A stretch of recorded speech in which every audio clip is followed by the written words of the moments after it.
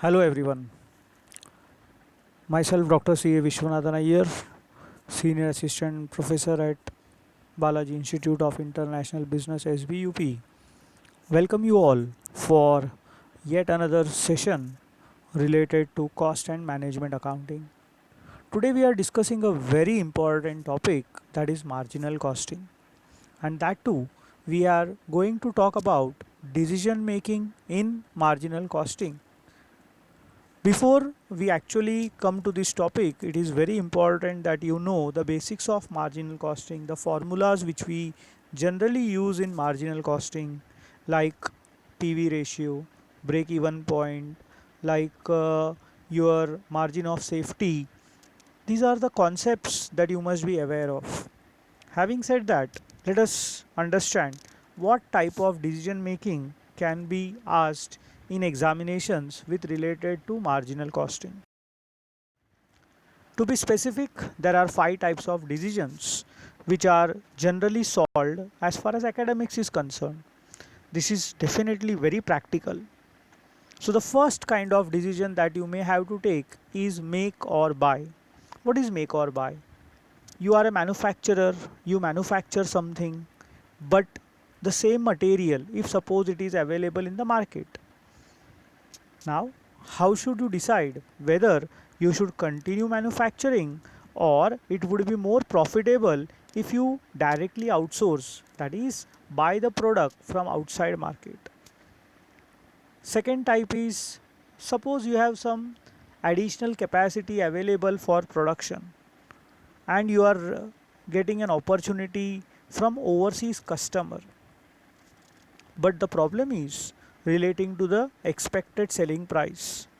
The export uh, value that has been quoted by the buyer is pretty less. Should you go in for that export sales? Is the question that we will be answering. Third type is deciding a optimum sales mix which yields maximum profit for the business. Fourth is difference of opinion between experts like production manager, general manager, cost accountant. Everyone is an expert in their own field and gives their own opinion. Which opinion is favorable for the business? How should we decide it? And whether we should discontinue a product line is one of the major decision making that can be asked. So these are the five types of questions. Let us handle each one. I will try to quote one example to make it more clear. So the first type is make or buy. A radio manufacturing company finds that while it costs rupees 6.25 to make component S10, the same is available in the market at 5.75 each with an assurance to continued supply. The breakdown of the cost is so and so: material, labor, other variables, fixed cost, total cost. Should we make or buy? What would be your decision if the supplier offered the component at 4.85 each? So, dear friends, the one question that should come to your mind instantly is, what should be the basis of decision making? And let me clarify that the basis of decision making should be the absorption of fixed cost. Understand one thing, that if you buy or if you make, you are going to incur the fixed cost. So actual comparison here is to be done on the basis of variable cost. I will just explain you how you should write that. So to decide on make or buy decision, the key element is fixed cost involved, as I just mentioned. Whenever the decision to make or buy is taken, one important aspect to remember is that fixed cost will be incurred irrespective of the decision taken. So whatever is your decision, see, understand, if you have taken a premises on rental basis, so whether you manufacture or whether you purchase, the fixed cost will be incurred. So the basis of decision will be always variable cost. Now it is also very relevant that, okay, if you are not manufacturing and you have that idle capacity space available, can it be rented out to somebody? Okay, so that is again a concern. But if it is not given, like in this particular question, nothing was mentioned. So the decision should be clearly on the basis of variable cost. So in simple words, the decision must be taken on the basis of comparison of variable cost and purchase cost. If we look at the given question that we took up, the cost of material, labor and other variables came to rupees 5 and it was available in the market for 5.75. So our decision is it is better to make the component as it would result in a saving of 0.75 per component. My dear friends, understand decision making looks very easy, but you need to have that vision कि what element should be taken and what should not be. If it is available for 4.85, then yes, the decision will be changed to buy, as buying would help us save our cost by 0.15. Now what mistake student do is they look out for the value, total amount of fixed cost, the quantity of component ES10. These things are not available. So these are the basic problems which are related to academics. Here the answer is very simple. As I have shown you, it should be only on the basis of variable cost and the purchase price of that particular material. Let us proceed further. This was make or buy decision. We go further to an export sales question based on idle space available. So question is something like this. IB Company Limited has a capacity to produce 5000 articles but actually produces only 2000 articles for domestic use. The domestic can consume only 2000 at a selling price of 80. An additional order for supply of 3000 articles is obtained from a foreign article at 65 per unit. Should this order be accepted or not? There would be an additional packing cost of 3000 to be incurred if the order is accepted. So how will you decide? If we take at the variable cost part, so you can see direct material 40,000, direct wages 36,000, variable factory overheads 20,000, selling overheads variable is 16,000. If you make a total of all the costs involved, so that should be 40 plus 36 is 76, 76 plus 20 will be 96, 96 plus 16 will be 1,12,000. So if we divide 1,12,000 by 2000, you get a cost of 56 per unit. Understand one thing, fixed overheads, whether it is factory, office or selling, will be incurred whether you manufacture 5000 or whether you manufacture 2000. So for the additional order of 3000, actually the fixed cost should not be considered at all, because if you consider fixed cost, your answer may be wrong. Here the answer would be very simple. We will say our variable cost is 56 rupees. Okay, if the foreign order is accepted, 3000 additional cost for 3000 articles would be incurred, which is 1 rupees extra additional cost. So that would become 57, and you are getting a offer of 65, though it is less than domestic market. Definitely you should accept the order, as it would result in a profit of rupees 8 per unit. So dear friends, in the given situation of deciding whether to export goods with available manufacturing capacity, the decision would depend upon the absorption of fixed cost. In simple words, the decision to undertake export sales must be taken by comparing variable cost and sales price. So we get 56 as I just explained you, and selling price is 65. So it would incur result in a profit of 9. But one more thing that was given was 1 rupees of the additional packing cost. So it would not be 8, but it would be 9, but it would be 8. So this is how you have to understand the logic behind this decision is fixed overheads will be borne even when 2000 produced. I hope you are able to understand what the discussion is going about. Let us proceed further. If we are talking about a sales mix question, there can be different kinds of sales mix. I have taken one example to teach you. So it says, given the following information, you are required to calculate marginal product cost. Understand, marginal product cost is the variable cost and contribution per unit. State which of the alternate sales mix would you recommend to the management and why. So there are two products, 8 and y, x and y, with selling price of 25 and 20. Direct materials 8 and 6, direct wages they have given hours worked and rate per hour. Fixed overheads they say 750, variable overheads is 150% of direct wages. So they have given 3 sales mix to us and we have to come with a solution which is the best. Answer is very simple. What you have to do is first calculate contribution per unit. How will you do that? Make a table, product X, product Y, selling price you know, okay, add material, wages and variable overheads, you will get the variable cost. Deduct variable cost from selling price, you will get contribution per unit. Multiply that contribution by the sales mix, you will get total contribution. Deduct fixed overheads, you will get net profit. Let me show you with. So when the decision regarding sales mix is to be taken, the concept of maximization of profit is the key factor for decision making. Remember, in the earlier two cases, it was absorption of fixed cost. Now in sales mix, it is maximization of profit. As I just told to you, calculate contribution per unit from the given data in the question, apply sales mix individually, calculate total contribution, deduct fixed cost, arrive at profit. Sales mix which yields maximum profit will be considered. In the given question, we can say that the contribution will be 2 and 4 for X and Y. You can calculate it. I have given it for you to reference purpose. Now, if I take sales mix separately, what is option number 1? 250 units of X and 250 units of Y. So my contribution will be a 1500, my fixed cost 750, my net profit will be 750. What is option 2 all about? Nil of X and 500 of Y. So I will get a net profit of 1250, and likewise in option 3 I will get a net profit of 450. So I am getting my maximum profit of 1250 when there are nil units of X and 500 units of Y. So that is what my conclusion will be.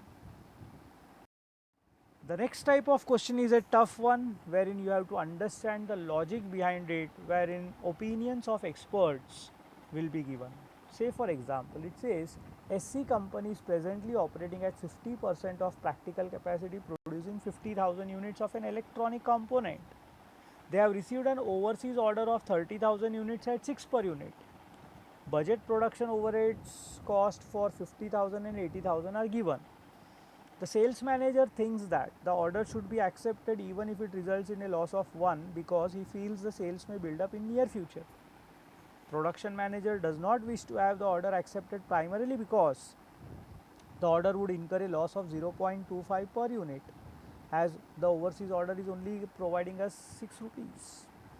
The cost accountant has made a quick computation indicating that accepting the order would result in a profit. सबसे पहला you are asked to prepare explain what caused the drop in average cost from 7 per unit to 6.25 per unit and should the order be accepted. So what would be the basis of your solution? If you look at the table very carefully, we can understand that direct material, direct wages are variable. Factory overheads, if you observe carefully, 2 lakh has become 2,60,000. Now here is the secret. You must understand, one, that fixed overheads does not show the variable tendency nor does it show a fixed tendency. So when it is neither variable nor it is fixed, we call it as a semi-variable overhead. Now that is the key point in this particular question. So we need to find out how much part of factory overheads is variable, how much is fixed. So that will explain the first answer. The absorption of fixed overheads will definitely result in the drop of average cost, and whether the order should be accepted or not, again it would be very similar to the export sales question. We should ignore the fixed cost part and compare variable cost with the offer price of 6 rupees and come to a conclusion. Let us see how it is done. So while taking decision on profit of evaluation, the most important profit factor would be profit volume ratio, PV ratio. The logic that fixed cost is an uncontrollable cost, so it will be decision will be on the basis of PV ratio. Here direct material and direct wages are variable as I just explained you, and factory overheads are semi-variable. To find the fixed variable and fixed components in factory overheads, what you will do? See, the factor that changes is only variable. So it is difference in cost upon difference in units. So if you remember, 2 lakh had become 2,60,000 when units increased from 50 to 80. So difference in cost is 60 and difference in units is 30. So therefore the variable cost is 2 per unit. How did we understand? See, see 50,000 units if I check, 50 into 2 is 1 lakh. So fixed cost out of 2 lakhs is 1 lakh is variable, 1 lakh will be fixed.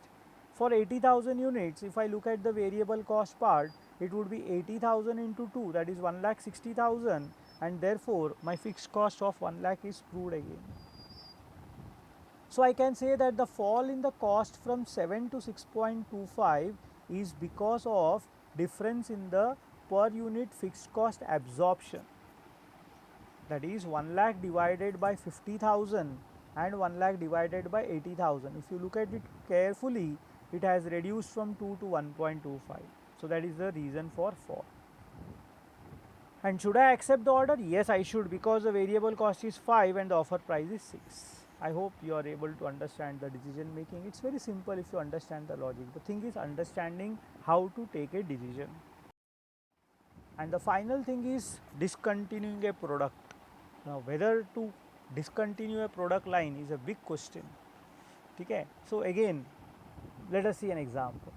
An industrial concern which has no cost system appointed a cost accountant. After installing a system of collection of cost data, the cost accountant observed that out of 3 products which were produced independent of each other, loss is being incurred in product B. He immediately advises the management to discontinue manufacture of this product supported by the following tabulation. So number of units are not given, but he says sales of A is 1 lakh, B is 65, C is 490. There is a variable manufacturing cost, there is a fixed manufacturing cost, there is variable selling and distribution and fixed selling and distribution. So he has calculated cost of A as 81,000, B as 66,600 and C as 267. And the profit loss is in front of you. Do you agree with the cost accountant's conclusion? Argue with your views on the basis of given data. So here the first observation, again decision making will be based on PV ratio. So if I calculate PV ratio, you know how to calculate sales minus variable cost, you get contribution. So contribution upon sales into 100 will give you your PV ratio. So if I calculate for A, that would be around 30%, for B it would be 35-36%, I have calculated it, and for C it is 60%. So primarily, since the PV ratio of B is better than A, it should not be. Then why did this B show negative answer? The reason is apportionment, that is distribution of fixed manufacturing and selling and distribution cost. I will explain in the solution. So if you look at it, the basis of decision making would be apportionment of fixed cost done by the cost accountant and the PV ratio. The PV ratios, as I told you, is 30, 33.85, 67.65. So my first answer is I do not agree with the opinion of cost accountant, because the PV ratio of B is higher in comparison to A. There is a printing mistake, AC nahi hai, wo A है सिर्फ.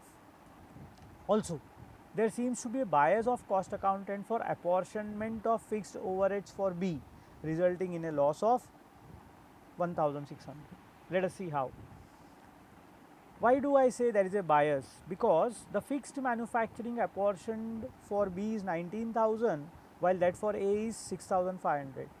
Though units are not mentioned, we can definitely see that sales of A is 1 lakh and B is only 65,000. So definitely A would have units would have been more than B. So charging more overheads for B is not very good. Likewise, when you look at the selling and distribution fixed overheads, you can see it is 4,600 for B, whereas for C it's only 4,000. Again, sales figures are 65,000 and 4,90,000. So somewhere there is a bias, there is some error which has crept in the apportionment of fixed overheads.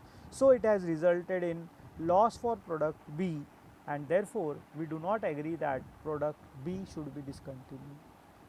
Dear friends, I have tried to explain in a very short time the decision making. It's not so very easy. So depends on the question that you may get in your exams, you will have to decide accordingly. So thank you so much for your patient hearing, and as usual, this is Dr. C.A. Vishwanathan Iyer taking your leave, wishing you all the best. And for all the questions that I have put up in this particular PPT or this video, you can go to my link tree by the name I Vishu Sir, and you will find all the questions. Thank you. Have a great day. All the best.